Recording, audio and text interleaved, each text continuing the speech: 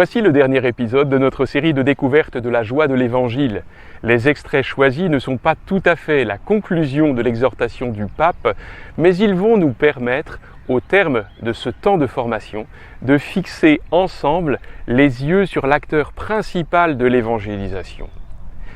Certaines personnes ne se donnent pas à la mission car elles croient que rien ne peut changer et pour elles, il est alors inutile de fournir des efforts. Elles pensent ceci: pourquoi devrais-je me priver de mon confort et de mes plaisirs si je ne vois aucun résultat important?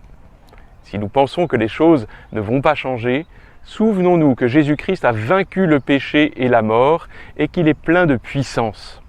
Jésus-Christ vit vraiment. Autrement, si le Christ n'est pas ressuscité, vide alors est notre message. L'Évangile nous raconte que les premiers disciples allèrent prêcher, le Seigneur agissant avec eux et confirmant la parole. Cela s'accomplit aussi de nos jours. Il nous invite à le connaître, à vivre avec lui. Sa résurrection n'est pas un fait relevant du passé. Elle a une force de vie qui a pénétré le monde. Là où tout semble être mort, de partout, les germes de la résurrection réapparaissent. C'est une force sans égale. Il est vrai que souvent Dieu semble ne pas exister. Nous constatons que l'injustice, la méchanceté, l'indifférence et la cruauté ne diminuent pas. Pourtant, il est aussi certain que dans l'obscurité commence toujours à germer quelque chose de nouveau qui, tôt ou tard, produira du fruit. C'est la force de la résurrection et tout évangélisateur est un instrument de ce dynamisme. De nouvelles difficultés apparaissent aussi continuellement, l'expérience de l'échec, les bassesses humaines qui font beaucoup de mal. Tous nous savons par expérience que parfois une tâche n'offre pas les satisfactions que nous aurions désirées, les fruits sont infimes et les changements sont lents et on peut être tenté de se fatiguer.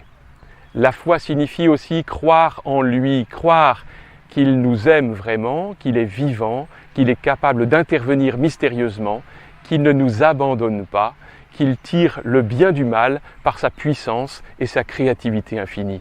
La résurrection du Christ produit partout les germes de ce monde nouveau, et même s'il venait à être taillé, il pousse de nouveau, car la résurrection du Seigneur a déjà pénétré la trame cachée de cette histoire, car Jésus n'est pas ressuscité pour rien.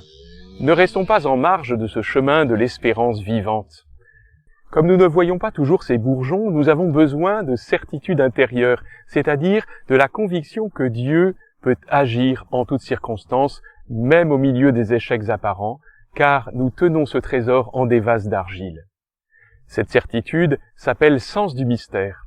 C'est savoir avec certitude que celui qui se donne et s'en remet à Dieu par amour sera certainement fécond.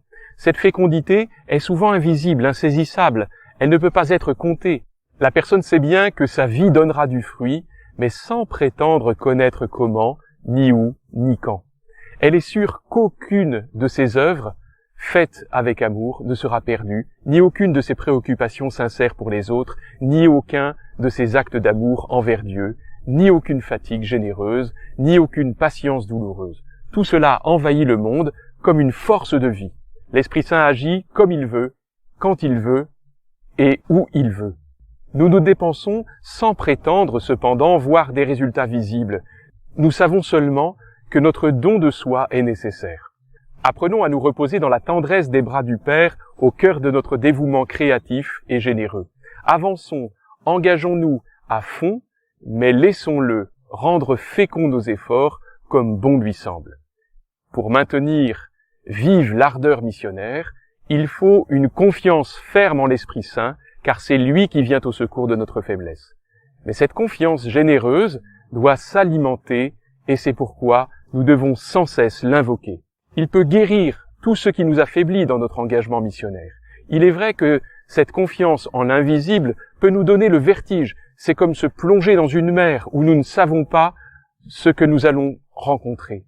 Toutefois, il n'y a pas de plus grande liberté que de se laisser guider par l'Esprit en renonçant à vouloir calculer et contrôler tout et de permettre à l'Esprit de nous éclairer, de nous guider, de nous orienter et de nous conduire là où il veut.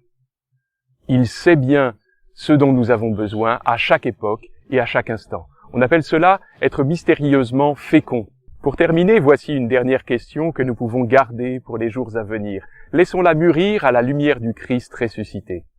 au terme de ce parcours, puis-je nommer une découverte et une conviction nouvelle qui sont des lumières et qui m'encouragent à avancer.